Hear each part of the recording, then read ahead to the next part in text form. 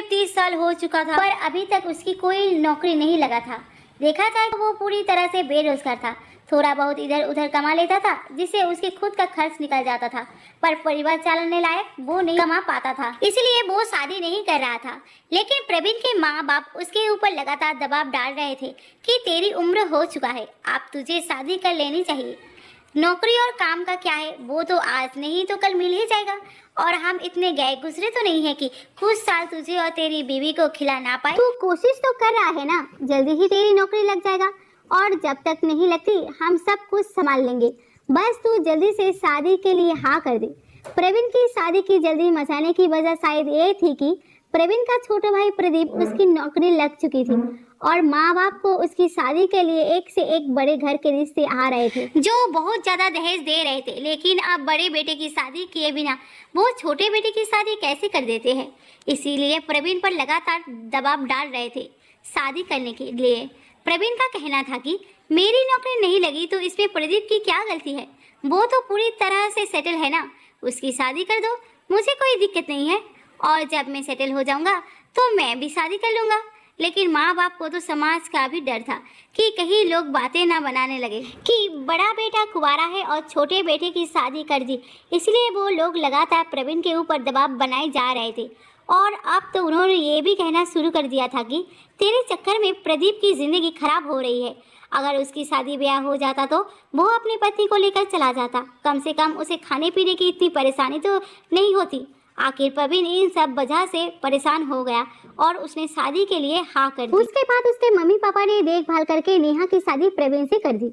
नेहा मध्यम वर्ग के घर की लड़की थी, जिसके पिता नहीं थे। अच्छी खासी पढ़ी लिखी लड़की थी, पर पिता के नहीं होने के कारण उसकी शादी में कठिनाई हो रही थी, और माँ के पास दहेज में देने के लिए ज़्यादा पैसे भी नहीं थे। और क्योंकि प्रवीण कोई नौकरी नहीं करता था, तो उसके लिए उसके माँ बाप की कोई खास डिमांड भी नहीं थी, इसलिए नेहा की शादी प्रवीण के साथ आसानी से हो गई और नेहा उस घर की बड़ी बहू बनकर आ गई। नेहा की शादी के 15 दिन के बाद ही छोटे भाई प्रदीप की शादी भी स्नेहा से कर दी गई, जो कि अपने साथ बहुत ज्यादा दहेज लेकर आई थी और बहुत बड़े घर की लड़की थी, क्योंकि प्रदीप भी बहुत अच्छे ओहदे पर काम करता था। बस अब घर में वही सब शुरू हो गया जो कि ज्यादातर घरों में होता था। घर में स्नेहा सर्वोपरि हो गई, क्योंकि वो अमीर घर की बेटी थी, ज्यादा दहेज लाई थी और एक काबिल पति की बीवी थी, और नेहा उस घर की नौकरानी बनकर रह गई, जिसे कि जुबान तक खुलने का हक नहीं था। नेहा को कोई कुछ भी बोल देता था। प्रवीण को ये सब कुछ बर्दाश्त नहीं होता था, पर अभी तुरंत शादी हुई थी, इसीलिए वो कोई बवाल नहीं करना चाहता था, और साथ ही साथ वो मजबूर भी था। अगर वो कुछ बोलता भी तो क्या, वो इस काबिल तो था नहीं कि अपनी पत्नी का खर्च उठा सके। आज उसे अपने फैसले पर बहुत पछतावा हो रहा था, क्योंकि उसकी वजह से नेहा इस घर में फंस गई थी, और अब जब तक वो सही से सेटल नहीं होता, नेहा की यही स्थिति रहती। खैर, कुछ दिन के बाद स्नेहा और प्रदीप तो वहाँ से चले गए। अब नेहा और प्रदीप वहाँ पर अकेले रह गए। प्रदीप को लगा शायद अब सब कुछ ठीक हो जाए, लेकिन नहीं, ये सिर्फ प्रदीप का वहम था। वो माँ बाप जो ये कहते थे कि कुछ साल तो हम तुझे और तेरे परिवार को संभाल लेंगे, तब तक तो तू सेटल हो जाएगा, उन्हें अब नेहा और प्रवीण की खाई जाने वाली एक एक रोटी भारी पड़ रही थी, और उनके एक एक रोटी का हिसाब उन्हें दिया जाता था। स्थिति ऐसी हो गई थी कि नेहा खाना तो बनाती थी, पर खाना खाने से डरती थी, क्योंकि उसे पता था जैसे ही वो खाना खाने बैठेगी, वैसे ही सासू माँ और ससुर जी तरह तरह के ताने मारने लगेंगे। पति को कमाना है नहीं और इसकी बीवी को ठूस ठूस कर खाने से फुर्सत नहीं, वगैरह वगैरह। जबकि सच्चाई ये भी थी कि जितना प्रवीण और नेहा खाते उतना तो वो उस घर, लेकिन फिर भी बिना माँ बाप की गालियाँ सुन उन्हें एक दिन रोटी नसीब नहीं होती थी, जिसके वजह से प्रवीण को बहुत गुस्सा आता था, पर वो कुछ कर नहीं पा रहा था। अब नेहा के बर्दाश्त के बाहर होता जा रहा था। अभी कुछ दिन बीते थे कि स्नेहा ने अपने सास ससुर को खुशखबरी सुना दी कि वो माँ बनने वाली है। प्रवीण और नेहा पर फिर दबाव शुरू हो गया। देख लो, छोटे भाई का बच्चा भी हो जाएगा, और अभी इन लोगों को बच्चा नहीं करना। अरे वक्त पर बच्चा हो जाता है तो सब सही रहता है, वरना उम्र बढ़ने के साथ साथ परेशानी भी बढ़ने लगती है। अरे कोई बात नहीं, बच्चे का क्या है, उसके ऊपर कितना ही खर्च लगेगा, कुछ दिन तो हम बच्चों को संभाल ही ले देंगे, तब तक तो प्रवीण का कोई नौकरी ढूंढ ही लेगा। आप तुम लोग भी बच्चे के बारे में सोचो। और लगातार ही माँ बाप प्रवीण और नेहा के ऊपर दबाव डालने लगे। प्रवीण पहले ही अपने माँ बाप की बातों में एक बार फंस चुका था, इसीलिए वो अब दोबारा इस लफड़े में नहीं पड़ना चाहता था, क्योंकि उसे पता था माँ बाप के कहने पर वो बच्चा तो कर लेगा, लेकिन उस बच्चे की जिम्मेदारी उठाने लायक अभी वो नहीं है। और जो माँ बाप उसे और उसकी पत्नी को एक एक रोटी के लिए 10 ताने सुनाते हैं, वो उसके बच्चों की ज़रूरत क्या पूरी करेंगे? उन्हें कोई हक नहीं है एक बच्चों को इस दुनिया में लाकर उसे एक एक चीज़ के लिए मोहताज करने का, क्योंकि बच्चे होने के बाद उसके ज़रूरत की 10 चीज़ भी करनी पड़ती है। ये बात प्रवीण और नेहा को अच्छे से पता थी, इसीलिए वो अब अपने माँ बाप की बातों पर ध्यान नहीं देते थे।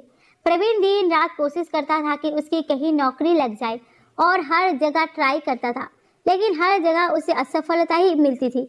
शायद उसके नसीब में ही परेशानियां लिखी हुई थी, क्योंकि ये भी एक सच था कि उसका छोटा भाई प्रदीप, जो कि किसी भी मायने में प्रवीण से 20 नहीं था, बल्कि हर मामले में प्रवीण से पीछे ही था। उसने पहली ही बार में नौकरी प्राप्त कर ली थी, जबकि वो उस योग्य भी नहीं था। शायद उसकी किस्मत में ये लिखा हुआ था। ये बात अब प्रवीण और नेहा समझ चुके थे। इस घर में वैसे भी अब जीना मुश्किल होता जा रहा था, क्योंकि प्रवीण के माँ बाप हद से ज्यादा बर्फजुबानी करने लगे थे नेहा और प्रवीण के साथ। एक दिन चिढ़कर नेहा ने बोल ही दिया, प्रवीण कुछ भी करो, चाहे तो मजदूरी करो, लेकिन अब मैं और ताने नहीं सुन सकती। मैं भी इंसान हूँ। शादी के वक्त तो मेरी माँ से बोला था कि अभी मेरा बेटा कुछ नहीं करता, जल्दी कुछ करने लगेगा, तब तक हम आपकी बेटी को अच्छे से संभाल लेंगे, उसे कोई परेशानी नहीं होगी।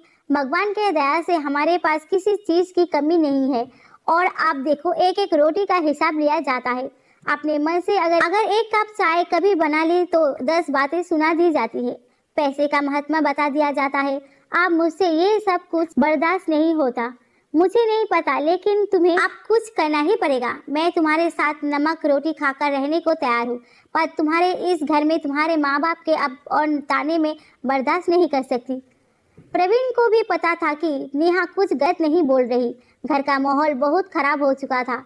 इसी बीच नेहा डिलीवरी के लिए ससुराल आ गई थी और अब नेहा के साथ और भी ज्यादा गलत व्यवहार उसकी माँ करने लगी। उसे स्नेहा की नौकरानी बनाकर रख दिया था। स्नेहा कमरे में बैठे बैठे ऑर्डर देती और नेहा उसे बना बना कर तरह तरह के खाने देती, और वो खाना सिर्फ और सिर्फ स्नेहा के लिए ही बनता। अगर उसमें से कुछ बच जाता तो उसके लिए 4 बातें नेहा को सुना दी जाती थी कि उसे पैसों की कदर नहीं, क्योंकि राशन उसे नहीं लाना पड़ता। ना कभी तो माँ पिताजी ये बोलते से पीछे नहीं हटते थे कि जानबूझकर इसने ज्यादा बनाया होगा ताकि चुरा छुपा कर ये भी खा सके, क्योंकि इसके पति की औकात तो है नहीं इसे ढंग का खाना खिला सके। ये सब कुछ सुनकर नेहा और जोर जोर से रोने लगती थी, और इसी वजह से अब प्रवीण ने बहुत बड़ा फैसला ले लिया था और उसने नेहा से बोला, नेहा अपना सामान बांधो, अब हम इस घर में बिल्कुल नहीं रहेंगे। भले हमें मजदूरी करनी पड़े, लेकिन इस घर में अब तुम और मैं नहीं रहेंगे। माँ बाप ने भी गुस्से में बोल दिया, हाँ तो निकल जाओ, एक दिन में आटे दाल का भाव पता चल जाएगा। नाक रगड़ते हुए वापस आओगे। यहाँ मुफ्त की रोटी मिल रही है तो जुबान ज़्यादा चल आओगे। यहाँ मुफ्त की रोटी मिल रही है तो जुबान ज़्यादा चल रही है। स्नेहा भी ये सब कुछ सुनकर खुश हो रही थी और सोच रही थी कि उसके ससुराल में उसकी कितनी मान इज्जत है। उसके पति की वजह से और जेठ और जेठानी की कोई इज्जत नहीं है। वो और उसका पति इस घर के लिए सब कुछ है। प्रवीण और नेहा उसी वक्त वो घर छोड़कर चले गए। उन्हें कुछ समझ में नहीं आ रहा था कि वो कहाँ जाए। नेहा बोली, फिलहाल मेरे घर चलते हैं। प्रवीण ने बोला, कैसे बातें कर रही हो, तुम्हारी माँ तो वैसे भी अकेली है, तुम्हारे पापा है नहीं, ऊपर से हम दोनों वहाँ जाकर उनके ऊपर और बोझ बढ़ा दे। नेहा ने बोली, ऐसी कोई बात नहीं है, कम से कम हमारे सिर पर एक छत तो आ जाएगी, उसके बाद क्या करना है आगे देखा जाएगा। हम मम्मी के ऊपर बोझ नहीं बनेंगे, कुछ न कुछ तो हम कर ही लेंगे। अब जब घर से निकल गए हैं तो अपने भविष्य सवार कर ही रहेंगे। उधर प्रवीण के माँ बाप सोच रहे थे कि 1-2 महीने धक्के खाकर वो दोनों खुद ही वापस आ जाएंगे, क्योंकि इतना आसान नहीं है नौकरी मिल जाना, और अगर प्रवीण को नौकरी मिलनी होती तो अब तक मिल गई होती। नौकरी के लिए काबिलियत भी होनी चाहिए, जो कि प्रवीण में नहीं है। जबकि उसके माँ बाप को अच्छे से पता था कि प्रवीण और प्रदीप से कहीं ज्यादा काबिल है, बस उसका नसीब उसका साथ नहीं दे रहा। खैर, नेहा और प्रवीण नेहा के घर पहुंच चुके थे।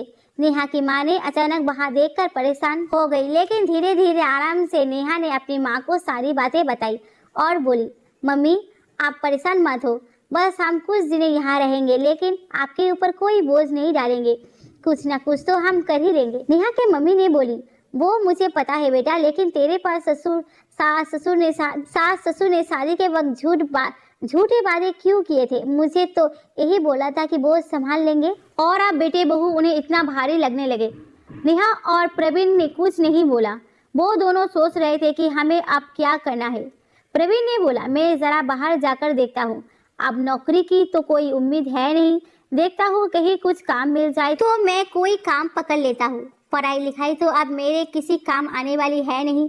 कि तभी नेहा की मम्मी ने बोली, बेटा प्रवीण का नसीब साथ नहीं दे रहा, तो तू कोशिश क्यों नहीं करती? आखिर तू भी तो पढ़ी लिखी है, तेरी पढ़ाई लिखाई कब काम आएगी? तू भी तो अपनी तरफ से कोशिश कर, क्या पता तेरी ही नौकरी कहीं लग जाए। तूने बीएड भी कर रखा है, हमारे यहाँ जो नया बड़ा वाला कॉन्वेंट स्कूल खुला है वहाँ भी टीचर की भर्ती हो रही है, तू एक बार वहाँ ट्राई कर। प्रवीण को भी ये बात सही लगी और प्रवीण नेहा को लेकर उस स्कूल में जॉब एप्लीकेशन देने के लिए चला गया और फिर नेहा इंटरव्यू के लिए गई, जिसमें कि उसका सिलेक्शन हो गया और एक अच्छी खासी सैलरी पर उसकी जॉब लग गई।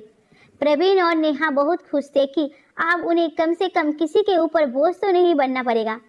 प्रवीण ने बोला, चलो अब तुम्हारी जॉब तो लग गई, अब मैं अपने काम के लिए कोशिश करता हूँ, कुछ नहीं तो किसी दुकान पर ही सेल्समैन की जॉब पकड़ लूंगा, कुछ तो कमाऊंगा, वरना लोग कहेंगे बैठा बैठा बीवी की कमाई खा रहा है और ससुराल में रह रहा है। नेहा ने बोली, लोग क्या कहेंगे वो मुझे नहीं पता, लेकिन मुझे लगता है शायद आपके नसीब में नौकरी नहीं लिखी, आपको बिजनेस के ऊपर ध्यान देना चाहिए। इस पर प्रवीण ने बोला, लेकिन बिजनेस के लिए अच्छे खासे पर पैसे लगेंगे। तो नेहा ने बोली, हाँ तो हमारा खर्चा ही कितना है, मेरी सैलरी ठीक ठाक मिल रही है, तुम बैंक से लोन ले लो और कोई बिजनेस शुरू करो और हम हर महीने उस लोन को भरते जाएंगे, उसके बाद हम फैमिली प्लानिंग के बारे में सोचेंगे और मुझे पूरी उम्मीद है कि तुम बिजनेस में ज़रूर तरक्की करोगे। प्रवीण ने भी अब बिजनेस करने का मन बना लिया था और वो काफ़ी कुछ पता कर रहा था कि तभी नेहा ने आइडिया दिया कि उनका स्कूल नया खुला है और सबको अच्छी पेमेंट पर मिल रही है, कुछ दिन में स्कूल काफी ग्रो कर जाएगा, क्योंकि एक बहुत बड़े बिजनेसमैन ने ये स्कूल खोला है। अभी स्कूल की यूनिफॉर्म के ठेके के लिए काफी लोग आ रहे हैं, तुम स्कूल के यूनिफॉर्म का काम क्यों नहीं शुरू करते? अगर तुम बाकियों से कम में उन्हें यूनिफॉर्म तैयार करके दोगे तो जरूर वो कॉन्ट्रैक्ट तुम्हें मिल जाएगा। प्रवीण ने बोला, लेकिन मैंने कभी कुछ किया नहीं, मैं सीधा साधा इतना बड़ा काम कैसे ले लूं? नेहा बोली, हिम्मत करने से सब कुछ हो जाता है। प्रवीण ने अच्छे से रिसर्च की और अपना दिमाग लगाया और फिर यूनिफॉर्म के लिए स्कूल में बात कर ली और उसने जो रेट बताया वो बाकियों से काफ़ी कम था और यूनिफॉर्म की क्वालिटी भी अच्छी थी और ये काम प्रवीण को मिल गया, क्योंकि प्रवीण बाकी लोगों से कम रेट पर यूनिफॉर्म बना रहा था, इसलिए उसे मुनाफा काफ़ी कम हो रहा था। लेकिन प्रवीण संतुष्ट था, क्योंकि अभी उसे इस क्षेत्र में अपने पैर जमाने थे और उसे पता था इसके लिए उसे 2-3 साल कड़ी मेहनत करनी पड़ेगी। धीरे धीरे प्रवीण को और स्कूल से भी यूनिफॉर्म के ऑर्डर मिलने लगे, क्योंकि प्रवीण का रेट काफ़ी कम होता था, इससे प्रवीण को थोड़ा ही मुनाफा हो रहा था। मेहनत के अनुसार उसे मुनाफा नहीं मिल रहा था, पर वो मैनेज करके चला रहा था और उसने एक बहुत बड़े मार्केट पर अपनी पकड़ बना ली थी और नेहा भी इस बीच अपनी काबिलियत के बल पर 2-3 स्कूल चेंज करके काफ़ी अच्छी सैलरी पा रही थी। प्रवीण का लोन धीरे धीरे चुकता होता जा रहा था। प्रवीण और नेहा को घर छोड़े 2 साल का वक्त बीत चुका था। उसके माँ बाप को बहुत अच्छे से पता था कि वो दोनों नेहा के घर पर रह रहे हैं और वो लोग अपनी अकड़ में कभी भी प्रवीण और नेहा को वापस नहीं बुलाना चाहते थे। उन्हें तो यही लग रहा था कि जैसे तैसे उनका गुजारा चल रहा होगा। उधर स्नेहा का बच्चा अब चलने लगा था और स्नेहा को उसे संभालने में बहुत दिक्कत होती थी, क्योंकि वो घर का कुछ भी काम करने के लिए जाती थी तो बच्चा कोई कारनामा कर देता था और कोई बार बच्चे को अच्छी खासी चोट लग जाती थी। इसीलिए प्रदीप अपने माँ बाप पर दबाव डाल रहा था कि वो लोग उसके साथ अकड़ रहे स्नेहा अकेले बच्चे को मैनेज नहीं कर पा रहे हैं। माँ बाप के लिए तो वैसे भी स्नेहा और प्रदीप ही सब कुछ थे, और लेकिन प्रदीप के पिताजी का कहना था कि यहाँ हमारी प्रदीप के पिताजी का कहना था कि यहाँ हमारी दुकान है जिसे मैं अभी भी चलाता हूँ, थोड़ी बहुत आमदनी हो जाती है, मैं ये सब कुछ छोड़कर कैसे आ जाऊँ। तो प्रदीप और स्नेहा का कहना था, पापा अच्छा खासा कमाता हूँ, मैं कितने अच्छे ओहदे पर हूँ, क्या अपने माँ बाप को खिला नहीं सकता। कैसी बातें कर रहे हो आप, एक काम करो आप दुकान बेच दो, उन पैसों से हम यहाँ पर एक बड़ा सा घर ले लेंगे, क्योंकि दुकान बीच मार्केट में है तो उसकी बहुत अच्छी कीमत मिल जाएगी। उन पैसों से यहाँ एक अच्छा बड़ा घर आसानी से मिल जाएगा, फिर हम सब आराम से यहाँ रहेंगे। माँ बाप को भी ये बात ठीक है और उन्होंने अपनी दुकान बेचने की सोच ली। ये बात प्रवीण को भी पता चल चुका था और उसने अपने पिताजी को फोन किया और बोला वो दुकान बेचकर प्रदीप के लिए घर कैसे खरीद सकते हैं। इस पर उसके पिता ने बोला तो जो बेटा बुढ़ापे में हमारी देखभाल करेगा, जिस बेटे के साथ हम बुढ़ापे में रहेंगे, हम तो उसके लिए ही सोचेंगे ना। तू तो जाकर अपने ससुराल में बस गया है और वो दुकान मेरी है। मैं उसका कुछ भी करूँ, तुझे कोई हक नहीं है कुछ भी बोलने का। पहले अपना खर्चा चला ले, फिर बड़ी बड़ी बातें करना, कहकर उन्होंने फोन रख दिया। प्रवीण ने अब दोबारा कुछ भी बोलने की नहीं सोची। खैर, प्रवीण के माता पिता दुकान बेचकर प्रदीप के पास जा चुके थे और वहाँ एक बड़ा घर खरीद लिया था। लेकिन कुछ ही दिनों में उन्हें सारी सच्चाई दिखने लगी थी। घर में उन दोनों की हालत नौकरों वाली हो गई थी और अगर वो दिन भर गधा मजदूरी करते तो उन्हें 2 रोटी मिल जाती और उन रोटियों के लिए भी पूरे 10 ताने मिल जाते जो उन्होंने प्रवीण और नेहा को दिया था। आज उन्हें वही सब कुछ मिल रहा था अब, और बेइज्जती उनसे बर्दाश्त नहीं हो रही थी और वो चुपचाप अपने घर वापस लौट आए। पर अब यहाँ क्या करते, दुकान तो उनकी बिक चुकी थी। उन पैसों से उन्होंने प्रदीप के नाम पर घर खरीद लिया था जिस पर अब उनका कोई अधिकार नहीं था सिवाय हाथ मलने के। वो कुछ नहीं कर सकते थे क्योंकि अब तो रोजी रोटी का सहारा भी जा चुका था। प्रवीण को ये सब बातें पता चल चुकी थी लेकिन वो इस मामले में कुछ भी नहीं बोलना चाहता था। प्रवीण की आमदनी अब ठीक ठाक हो चुकी थी, इसीलिए वो अब किराए के घर में शिफ्ट हो गया था। एक दिन अचानक प्रवीण के माँ बाप उसके घर आ गए और उनसे बोलने लगे, तुम दोनों घर वापस चलो, हम दोनों का कोई सहारा नहीं है तुम्हारे अलावा।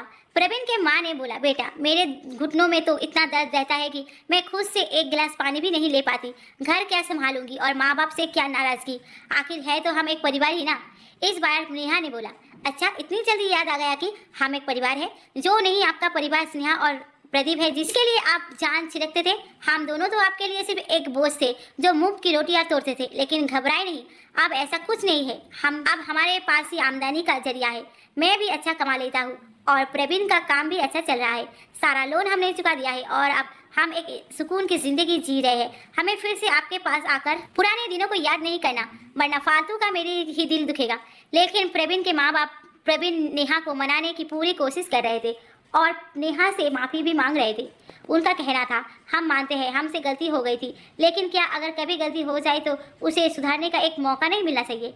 नेहा भी इस बार हर बार की तरह चुपचाप सब कुछ बर्दाश्त करने वाली नहीं थी। इस बार उसने साफ बोला, बिल्कुल सुधारने का मौका तो मिलना चाहिए और वो मौका आपको मिल सकता है। जैसे आपने दुकान बेचकर प्रदीप के लिए एक बड़ा घर खरीदा है ना, वैसे ही यहाँ का पूरा घर मेरे नाम पर कर दीजिए, तब हम उस घर में रहने आएंगे। इस पर प्रवीण के माता पिता हैरान हो गए और बोले, ऐसा कैसे हो सकता है, हम पूरा घर तुम्हें कैसे दे दे। तो नेहा ने बोली, वैसे ही जैसे पूरी दुकान प्रदीप को दे दी। इस बार प्रवीण के माता पिता ने बोला, और उन दोनों ने हमें धोखा दे दिया, हमारे पैसे से घर खरीदा और हमें ही वहाँ नौकरों की स्थिति में पहुँचा दिया। इस पर नेहा बोली, बिल्कुल वैसे ही जैसे आपने मुझे और मेरी माँ को धोखा दिया था कि आप कुछ सालों तक हमारा और प्रवीण का खर्चा चला लेंगे, लेकिन शादी होते ही आप लोगों ने अपना असली रंग दिखा दिया और हमें भी भर के जलील किया।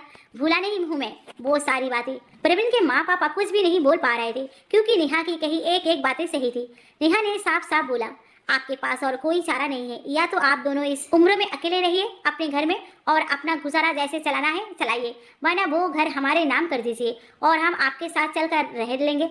आपको हमारे ऊपर भरोसा करना ही पड़ेगा, तभी मैं और प्रवीण वापस उस घर में आएंगे, वरना हम कुछ सालों में अपना खुद का घर खरीद ही लेंगे। इतना अंदाजा तो शायद आपको भी लग गया होगा। नेहा की सासू माँ घुटनों के दर्द से बेहाल थी, उनसे ठीक से चला भी नहीं जा रहा था, तो वो घर क्या संभालती। और ससुर जी बैंक में रखे हुए पैसे से कब तक गुजारा चलाते, क्योंकि रोटी तो उनकी छीन चुकी थी और बैंक में भी ज़्यादा कुछ नहीं था। दोनों काफ़ी मजबूर हो चुके थे। प्रवीण से अपने माँ बाप की हालत देखी नहीं जा रही थी, लेकिन नेहा का गुस्सा देखकर वो चुप था क्योंकि नेहा भी अपनी जगह पर सही थी, क्योंकि आखिर वो दर्द प्रवीण ने भी तो नेहा के साथ झेला था। शायद माँ बाप होने की वजह से प्रवीण एक बार की उस दर्द को भूल जा रहा था और नेहा से कैसे बोल देता कि वो भी उस दर्द को भूल जाए। प्रवीण के माँ बाप एक दूसरे का मुंह देख रहे थे। उन्हें पता था कि बुढ़ापे में वो एक रोटी के लिए तरस जाएंगे और उन्होंने प्रवीण और नेहा के सहारे की जरूरत है, इसलिए उन्होंने नेहा की बात मान ली और घर नेहा के नाम करने को तैयार हो गए। ये बात जैसे ही स्नेहा और प्रदीप को पता चली, वो तुरंत ही बवाल मचाने घर आ गए और प्रदीप जोर जोर से चिल्लाने लगा, आपकी हिम्मत कैसे हुई ये सोचने की कि आप ये पूरा घर नेहा भाभी के नाम पर कर देंगे। इस बार प्रवीण प्रदीप के सामने आ गया और बहुत तेज आवाज से बोला, वैसे ही जैसे तुम्हारी हिम्मत हुई ये सोचने की कि पापा अपनी दुकान बेचकर तुम्हारा नाम पर एक बड़ा घर खरीद ले और उसके बाद तुम्हारी बीवी मम्मी पापा को बात बात पर बेइज्जत करती रहे और उन्हें एक एक रोटी के लिए तरसती रहे। इस पर स्नेहा ने बोली, अरे प्रदीप, इन भिखारियों के मुंह क्या लग रहे हो, अपने पापा से बात करो। ये भिखारी जो अपनी बीवी का खर्च नहीं चला सकता है, उसकी औकात नहीं है तुम्हारे मुँह लगने की। ये सुनकर नेहा को बहुत जोर का गुस्सा आया और वो गुस्से में स्नेहा की तरफ बढ़ रही थी। पता नहीं वो गुस्से में क्या कर, क्योंकि उसने अपने हाथ में बगल में रखा हुआ डंडा उठा लिया था, लेकिन प्रवीण ने उसका हाथ पकड़ लिया और बहुत जोर से प्रदीप से बोला, अगर अपनी खैर चाहते हो तो चुपचाप यहाँ से चले जाओ, वरना तुम्हारे और तुम्हारी बीवी के ऊपर फ्रॉड का केस लगवा दूंगा। पापा से कि तुमने धोखे से उनके दुकान बिकवा दी और अपने नाम पर घर खरीद लिया। तुम्हें पता नहीं है अब मैं पुराना वाला प्रवीण नहीं हूँ, बहुत बदल गया हूँ मैं। और हाँ, पैसों के मामले में तुमसे ज्यादा ही कमाता हूँ, कम नहीं। तो अपनी ये आकर जाकर अपने ससुराल में दिखाना, शायद वो लोग तुम्हें बहुत अमीर समझ कर तुम्हारी ये बर्दाश्त कर ले। मेरे आगे तुम्हारी कोई हैसियत नहीं है और ना ही तुम्हारे फटीचे ससुराल वालों। प्रवीण ने जानबूझकर ये सब कुछ कहा था क्योंकि उसे स्नेहा को जवाब देना था और उसे पता था इस स्नेहा को जवाब देने के लिए उसके मायके का टारगेट करना पड़ेगा और वही प्रवीण ने किया, जिससे स्नेहा बिल्कुल तिल मिला गई। लेकिन प्रवीण स्नेहा को घूरने लगा और आंखों ही आंखों में स्नेहा को समझा दिया कि अगर वो दोनों प्रवीण और नेहा से उलझेंगे तो उन्हें बहुत भारी पड़ जाएगा। प्रदीप और स्नेहा चुपचाप वहां से चले गए क्योंकि उन्हें समझ में आ चुका था कि प्रवीण और नेहा अब पहले वाले प्रवीण और नेहा नहीं रहे, ना पैसों के मामले में और ना पहुंच के मामले में। दोनों ही मामलों में वो उनसे बहुत आगे निकल चुके हैं। प्रवीण के माँ बाप ने प्रवीण और नेहा के ऊपर भरोसा करके घर नेहा के नाम पर कर दिया क्योंकि उनके पास और कोई चारा नहीं था। लेकिन नेहा और प्रवीण ने उनका भरोसा टूटने नहीं दिया और उनका पूरा ख्याल रखा। लेकिन हाँ, नेहा ने कभी भी अपने सास ससुर से कोई भी रिश्ता प्यार से नहीं निभाया, बल्कि सिर्फ अपना फर्ज समझ कर निभाया।